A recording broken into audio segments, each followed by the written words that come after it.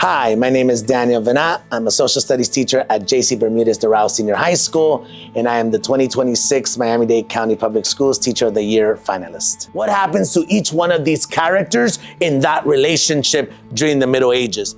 Teaching is not an easy job.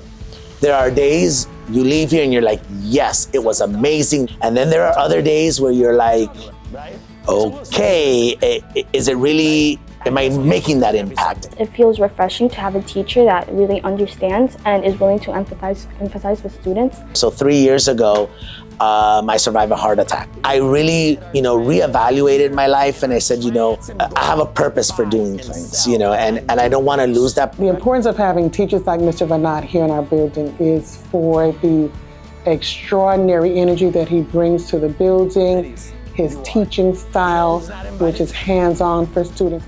He's more than a teacher. He kind of connects with us because he makes these jokes and they're hilarious that they also connect to the lesson. So, we remember it better, we understand it better.